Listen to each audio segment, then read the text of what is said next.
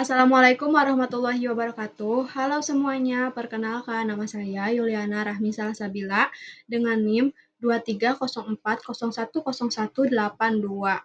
Saya berasal dari program studi akuntansi Universitas Maritim Raja Ali Haji. Di sini saya akan sedikit menjelaskan materi mengenai bisnis untuk memenuhi tugas akhir dari mata kuliah pengantar bisnis. Mari kita saksikan. Oke, yang pertama adalah pengertian dari bisnis. Saat kalian mendengar kata bisnis, pasti terlintas dari benak kita itu bisnis itu adalah suatu keuntungan, suatu usaha, atau uang, atau pekerjaan, atau apapun itu. Sebenarnya dalam bahasa Inggris, bisnis adalah kata busy yang artinya sibuk. Sibuk di sini adalah sibuk mengerjakan sesuatu atau pekerjaan yang mendatangkan sebuah keuntungan.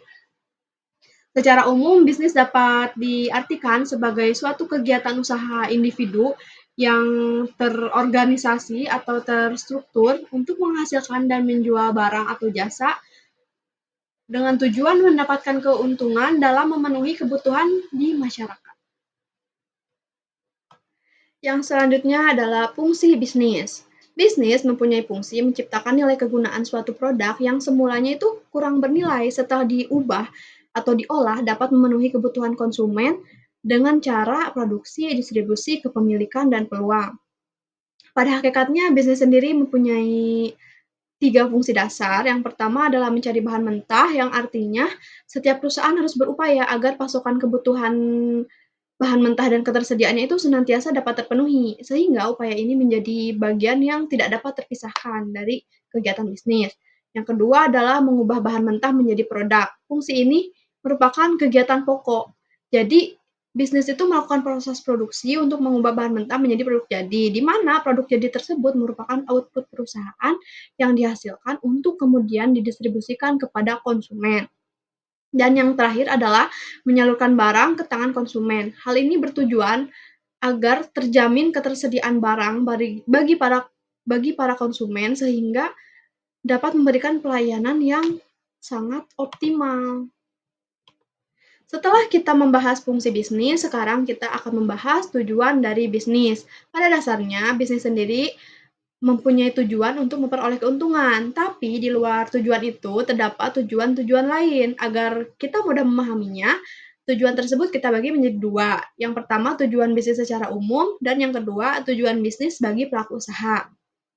Tujuan bisnis secara umum, yang pertama adalah mendapatkan keuntungan. Yang kedua, kemajuan dan perkembangan untuk bisnis. Artinya, usaha bisnis yang kita dirikan atau yang kita jalankan itu terus mengalami kemajuan. Dan yang ketiga adalah memperoleh prestasi. Artinya, ketika kita mendirikan sebuah bisnis, kita akan mendapatkan kepercayaan masyarakat untuk memenuhi kebutuhannya, sehingga itu merupakan suatu prestasi. Yang keempat adalah menyediakan kebutuhan masyarakat, di mana kebutuhan masyarakat tadi akan kita penuhi dengan cara mengolah barang tadi untuk kita jual kepada masyarakat. Yang kelima adalah meningkatkan pertumbuhan ekonomi masyarakat. Yang keenam, menciptakan lapangan pekerjaan, karena ketika bisnis dibangun pasti akan membuka lapangan pekerjaan untuk masyarakat sehingga pertumbuhan ekonomi masyarakat tadi itu meningkat. Dan yang terakhir adalah menunjukkan keberadaan perusahaan, di mana eksistensi perusahaan menjadi tujuan dalam sebuah bisnis. Tanpa adanya eksistensi perusahaan, maka rasa percaya masyarakat dan dan konsumen akan berkurang, sehingga perusahaan akan sulit berkembang. Selanjutnya adalah tujuan bisnis bagi pelaku usaha. Ada 5. Yang pertama, memenuhi kebutuhan hidup. Yang kedua, menyejahterakan kehidupan keluarga. Yang ketiga, melanjutkan usaha keluarga. Yang keempat, membuat inovasi dan menambah pengalaman. Dan yang kelima, ingin memiliki usaha sendiri. Ingin memiliki usaha sendiri ini agar kita tuh dapat menentukan kebijakan sesuai apa yang kita mau, tapi juga tidak melenceng dari tujuan perusahaan itu. Karena ketika kita memiliki usaha itu, kita bebas kan menentukan kebijakannya. Selanjutnya kita akan membahas jenis-jenis bisnis. Yang pertama itu bisnis agraris, di mana bisnis yang paling sering ditemukan di Indonesia karena Indonesia merupakan negara agraris. Bisnis ini mencakup pertanian, perkebunan, perikanan, dan peternakan. Yang kedua adalah bisnis industri, di mana aktivitas utamanya itu menghasilkan barang dari pengolahan bahan baku menjadi barang setengah jadi, kemudian diolah lagi menjadi barang jadi. Bisnis di sektor ini tuh menghasilkan nilai tambah. Contohnya sektor rumah tangga, sektor usaha kecil, sedang, dan besar. Yang ketiga adalah bisnis perdagangan, di mana tujuannya mendapatkan keuntungan dan uang menjadi alat ukur dalam transaksi jual beli. Contohnya toko kelontong, kios, agen, hingga distributor. Yang keempat adalah bisnis di sektor jasa, di mana kegiatan utamanya itu memberikan pelayanan kepada orang lain atau pelayanan yang dibutuhkan orang lain. Contohnya itu salon, servis HP, transportasi, dan lain sebagainya. Yang kelima adalah bisnis di pertambangan, di mana usaha yang sangat menguntungkan ya, karena bisa menyumbang pendapatan negara secara signifikan. Contohnya itu batu bara, emas, intan, dan lain sebagainya.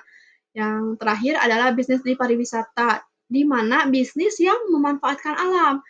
Alam di sini bisa alam di hutan atau pantai atau sebagainya.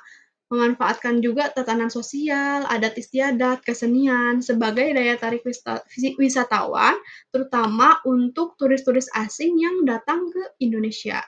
Yang terakhir, kita akan membahas tantangan bisnis, di mana tantangan bisnis ini terjadi saat ini ataupun di masa depan.